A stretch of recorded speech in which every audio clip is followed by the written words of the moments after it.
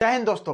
क्या है नकबा जो गाजा में झेल रहे फिलिस्तानी, यानी ना ही उसका ठिकाना है ना ही कोई आसियाना है। सबसे पहले हम लोग चलते हैं दुनिया के अभी जो सेकेंड वार स्टार्ट हो गया। फर्स्ट वार हम लोग का कौन सा है? रसिया और यूक्रेन का वार जो अभी भी चल रहा है, 2022 में शुरू हुआ है और अभी भी चल रहा है। उसके बाद जो दूसरा वार है अभी हम लोगों का 2023 में स्टार्ट हुआ, 7 अक्टूबर को स्टार्ट हुआ। यह वार अभी तक कंटिन्यू है। इसमें भी इजराइल बहुत बेरहमी तरीके से फिलिस्तीनियों को, गाजा पट्टी वाले को पूरा धो दे रहा है, बहुत बेरहमी तरीके से। धोना भी चाहिए, लेकिन सिर्फ दुख इस बात की है कि जो उसमें से निर्दोष लोग भी है, उन लोग भी उसमें क्या हो रहा है, बढ़िया तरह से उसका भी मौत हो जा रहा है। और सिर्फ इसी बात का दुख है, जो आतंकवादी है उनका तो सफाया होना बहुत ही आवश्यक है, बहुत ही जरूरी है, लेकिन जो निर्दोष लोग हैं उनकी मौत को किस प्रकार से कंट्रोल किया जाए ये कोई कुछ भी समझ में नहीं आ रहा है। अरे ये इम्पॉसिबल भी है, निर्दोष लोगों को सिर्फ टारगेट करके मारना ये इम्पॉसिबल भी है। इसराइल अभी वर्तमान समय में क्या है, पूरा अपने अरब कंट्री वालों में पूरा तहलका मचा के रख दिया है। ये सिर्फ आज ही कोई नया काम नहीं किया इसराइल, ये पिछला 5-6 बार से आने 1948 के बाद से, एक बार 1948 में किया था, उसके बाद 1956 में, 1967 में, 1973 में, इस प्रकार के कई घटना कर चुका है जब अरब कंट्री वाले पूरा हिला के रख देता है, मारता है मार, पूरा अरब वाला हिल जाता है। जिसमें से यहाँ तक कि सऊदी अरब और यूएई भी इसका मार झेल नहीं पाता है, उन लोग के पास भी ठिकाना नहीं है इसका मार का कोई। खैर कोई बात नहीं, इजराइल हमास की जंग है जो भी कहर बनकर लोगों पर बरस रहा है। जो निर्दोष लोग हैं उन पर, जो दोषी लोग हैं उन इजराइल का वार इन लोगों पे, फिलिस्तानियों पे, गाजा पट्टी वाले लोगों पे इस प्रकार से यहाँ पे कहर बनकर ये बरस रहा है कि बच्चे, बूढ़े, महिलाएं, बुजुर्ग, जो भी है, चाहे वह उसका दोषी हो या ना हो, जो बच्चा कुछ भी नहीं जानता है उस युद्ध के बारे में, वो भी उस युद्ध में झोंका जा रहा है। इस प्रकार से कई ऐसे लोग हैं जो इस युद्ध में झोंके जा चुके हैं अभी तक। इजराइल क्या कर रहा है, लगातार बमबारी में सैकड़ों लोगों को घर से बेघर कर दिया अभी तक। यह आंकड़ा बहुत ही जल्द हजारों में तब्दील होने वाला है, क्योंकि इजराइल का जैसा जिस रफ्तार से मार है दुनिया में, लगता है उसे बहुत ही जल्द ये निपटा देगा उसको, गाजा पट्टी वाले और फिलिस्तीनियों को। हमास समुदाय के आतंकवादियों ने इजराइल के भी बहुत सारे लोगों को अभी क्या किया है, बंदे बना के रखा हुआ है। और उनका भी एक वीडियो क्लिप वायरल हुआ है कि वहां पे एक लड़की को उन्होंने क्या किया है कि बंदे बना के रखा हुआ है। एक लड़की ने मतलब बहुत सारे महिलाओं को, लड़कियों को, बुजुर्गों को वहां पे और भी लोगों को वहां पे बंदे बना के रखा हुआ है हमास आतंकवादी संगठन। जो वहां से एक लड़की को जब वह बाहर आता है वहां से, तो दूसरा जो वहां पे आतंकवादी है वह कहता है इस लड़की को अंदर ले जाओ, ये रेप के लिए है, आने उसके साथ ये बलात्कार का अंजाम देने वाले थे। तो इस प्रकार की घटना का भी वीडियो वायरल हो रहा है। ये घटना का सिर्फ कोई दूसरा व्यक्ति नहीं, जो इजराइल का जो सांसद है उनके द्वारा ये वीडियो जारी किया गया, उनके द्वारा ये घटना कहा गया है। यहाँ पे यहाँ तक पहुंच गया है, इसलिए इजराइल वाले कोई कसर नहीं छोड़ रहे, कुछ मोह माया सारा भूलकर उस पर भयंकर से भयंकर वार करने की कोशिश कर रहे हैं हमास समुदाय के लोगों पे। जिसके साथ साथ ऐसा कहावत कहा गया है कि गेहूं के साथ साथ घून भी पिसाता है, वही हाल हो गया इन लोगों के साथ। दोषी के साथ निर्दोष भी पिसा रहा है, फिलिस्तीनियों के, हमास के साथ फिलिस्तीनी भी पिसा रहे हैं, गाजा पट्टी वाले भी लोग पिसा रहे हैं। यही कारण है अब यहाँ इजराइल एक बार फिर से काफी फिलिस्तीनियों को, आने लाखों फिलिस्तीनियों को घर से बेघर कर दिया है। 1948 का वो फिर से वो दिन याद कर रहे हैं, 15 मई के दिन को, जब क्या हुआ था, इजराइल और फिलिस्तीनियों में जब प्रोटेस्ट हुआ था, जमकर जब वार हुए थे, उन दिनों को फिर से याद कर रहे हैं। और वहां पर भी लाखों लोगों का क्या हुआ था, घर से बेघर कर दिया गया था। जब लाखों लोगों की जब लाइफ को पल भर में बर्बाद कर दिया गया था, एक क्षण में बर्बाद कर दिया गया था, तो आज से वे लगभग अपने देश को लौटने को, लेकिन आज तक वे अपने देश में लौट नहीं पाए। हालत उन लोगों को उसी प्रकार से हो गई है जैसे हमारे देश में कश्मीरियों की हालत कर दी गई थी 1990 ईस्वी में। जब 1990 ईस्वी में कश्मीरियों को, जब कश्मीर पंडितों को जब कश्मीर से क्या हुआ था, मार के भगा दिया गया था, वहां के महिलाओं को रेप कर दिया गया था, वहां पे काफी लोगों को मार दिया गया था। इस प्रकार की यहाँ पे जब घटना को अंजाम दिया गया था कश्मीर में, तो आज भी वो लोग कहाँ पे आके बसे, कुछ यूपी में, कुछ बिहार में, कुछ झारखंड में, इस प्रकार से बहुत सारे जगह पे आके बसे। उनमें से एक प्रमुख स्टार जो है अनुपम खेर भी शामिल है। और वे अपने दर्द को, वे उस दिन को इस प्रकार से व्यंग करते हैं कि आंखों से आंसू छलकने लगती है। खैर उसी प्रकार के दिन इन लोगों के साथ भी है, जो चाहते भी है क्या कि वहां पे फिर से बसा जा सके, लेकिन आज भी संभव नहीं है।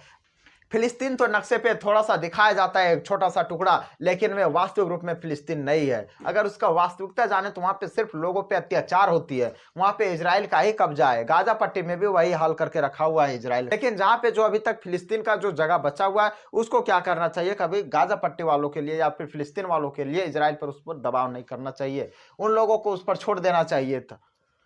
1948 से भटके फिलिस्तीनी लोग आज भी वे अपने देश आने की आज भी वे अपने देश में बसने की, बढ़िया से फिलिस्तीन का निर्माण करने की आज भी वे उम्मीद लगाए बैठे। और और वे जॉर्डन, सीरिया, लेबनान, गाजा और वेस्ट बैंक में अभी भी वे क्या कर रहे हैं, एक रिफ्यूजी कैंप में रह रहे हैं। रिफ्यूजी कैंप मतलब होता है कि बहुत से कंटेस्ट थी कॉम्प्लिकेटेड जगह, मतलब कि उन लोगों को बहुत ही आज़ादी पूर्वक से नहीं रहने दिया जाता है।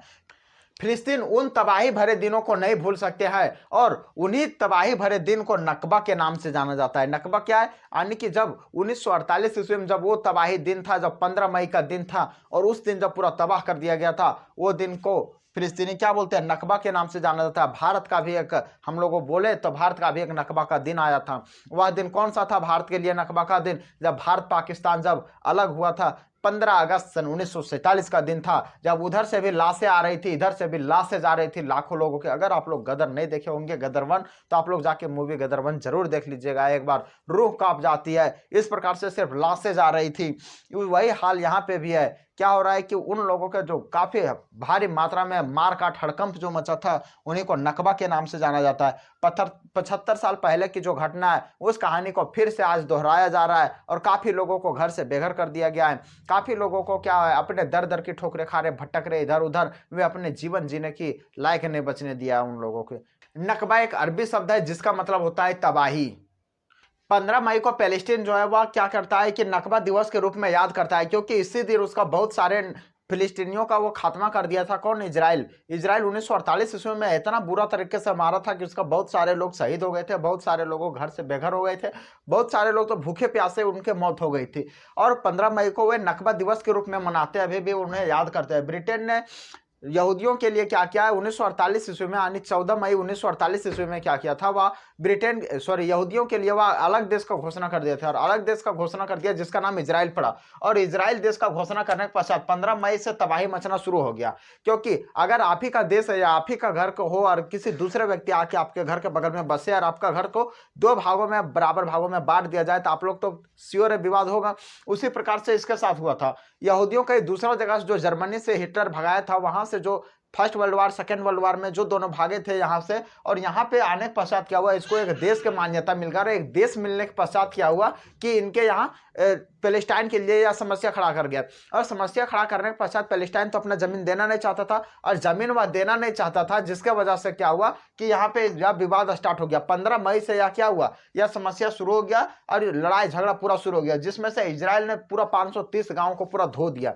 इजराइल समझिए इतना उस समय कमजोर था, सिर्फ 80,000 इजरायली थे उस समय, और 530 गांव को उन्होंने क्या किया, पूरा बुरी तरीके से धो दिया। और धोने के पश्चात क्या हुआ, पूरा एकदम कब्जा कर लिया किस पर, पैलेस्टाइन के जो बचा हुआ था, जो आधा जमीन जो मिला हुआ था, उसका आधा जमीन और भी कब्जा कर लिया। यानी टोटल इजराइल का जमीन हो गया, जो पहले मान लीजिए कि ऐसे पहले इजराइल को मिला था 44%, लेकिन इसका जमीन जो कब्जा करके कर लिया वो कितना कर लिया, 77%। यानी कि जब 1948 के वार के बाद से इजराइल के पास जमीन हो गया 77%, 15 मई के बाद से। अब यह 15 मई के बाद से इसके पास जब 77% हो गया तो और भी विवाद बढ़ गया। 1948 ईस्वी में 77% इसका जमीन जब कब्जा कर लिया था, पैलेस्टाइन वालों के लिए एक नया विवाद खड़ा कर दिया। और नया विवाद के कारण पैलेस्टाइन वाले एक बार नहीं, उन्होंने कई बार इस पर आक्रमण करने की कोशिश की, वह जमीन पुनः छीनने की कोशिश की, यहूदियों को यहां से पूर्ण तरह भून डालने की कोशिश की, भगाने की कोशिश की, लेकिन असफल रहा। यहूदी अभी वर्तमान समय में इतना मजबूत हो चुका है कि वह भारत जैसे देश से भी क्या कर रहे हैं, वो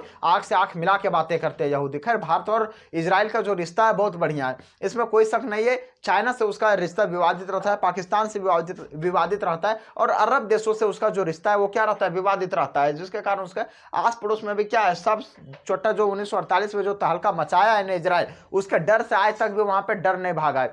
1948 में तहलका मचाया, 56 में तहलका मचाया, और फिर अभी तहलका मचा रहा है। अरब कंट्री वालों में पूरा इसका डर फैल गया है, और ऐसे भी होना भी चाहिए डर, क्योंकि यह परमाणु संपन्न देश है इजराइल। इजराइल किसी से डरने वाला है नहीं, इजराइल से सब डरता है। अरब में एक किसी के पास अगल बगल में इसका परमाणु संपन्न कोई नहीं है, ना ही सऊदी अरब के पास है, ना ही संयुक्त अरब अमीरात के पास है, ना ही किसी भी देश के पास वहाँ पे परमाणु बम नहीं है, जिसकी वजह से उन लोगों को डर के रहना पड़ता है। और क्या हुआ, पैलेस्टीन का उस दिन से नामो निशान मिटाना शुरू कर दिया। गया और आज पैलेस्टीन जो मैप पर थोड़ा सा दिखाया जाता है लेकिन वास्तविक रूप में कोई पैलेस्टीन नहीं है। पैलेस्टीन का हाल ऐसा कर दिया है फिलिस्तीन का कि वहां पे फिलिस्तीनी लोग स्वतंत्र रूप से जी नहीं सकते। वे है तो फिलिस्तीन थोड़ा मोड़ा तो है, लेकिन वो क्या कर रहे हैं, इजराइल के अभी भी वे गुलाम बनकर बैठे हैं। इजराइल 77% जमीन जो कब्जा कर लिया था उसके बाद से वो धीरे धीरे कब्जा करते गया। अभी वर्तमान समय में गाजा पट्टी और पैलेस्टीन जो दो नक्शा पर भी बचा हुआ था, अब इजराइल उससे भी मिटा देगा, ऐसा वो उन्होंने प्रण लिया, कसम खा लिया है।